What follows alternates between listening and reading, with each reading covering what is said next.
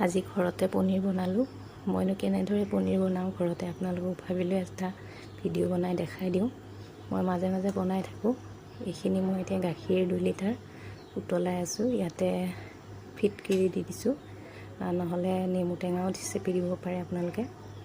এনেকৈ কিছু সময় উতলোৱাৰ পিছত এনেদৰে ধুনীয়াকৈ ফাটি যায়।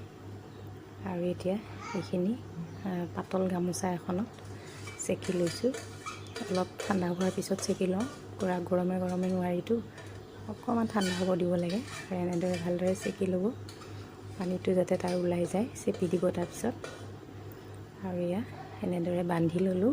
কিছু সময় ইয়াৰ ওপৰত ওজন দি পেলাই ৰাখিছোঁ মই, তেতিয়াহে তাৰ চেফটো আহিব। আৰু এইটো এনেদৰে দেখিছেনে, এনেকৈ এতিয়া খুলি দিলোঁ ঠাণ্ডা হোৱাৰ পিছত। আৰু এইটো এনেকুৱা, এইখিনি হৈছে 2 লিটাৰ গাখীৰৰ। বহুতখিনিয়ে ওলায়, বজাৰত কিনি আনাতকৈ ঘৰতে বনোৱাটো ভালো হয়, খাবলৈও ভাল। আৰু এইটো দেখিছেনে, মই এতিয়া এনেকৈ পিচ পিচকৈ কাটিবলৈ লৈছোঁ। আৰু পনীৰবোৰ খুব ধুনীয়া হয় ঘৰত বনালে। এইখিনি হৈছে, আৰু এতিয়া পিচ পিচকৈ কাটি ল'লোঁ।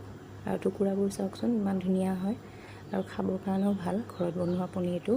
বজাৰৰ কিনি অনাবিলাকত পানী বেছি থাকে, আৰু এইটোত পানী একেবাৰে নাথাকে, খাবলৈও সোৱাদ হয়। আপোনালোকেও বনাই চাব পাৰে। সেইটো কাৰণে আজি মই ভিডিঅ'টো বনাই দেখালোঁ আপোনালোকক।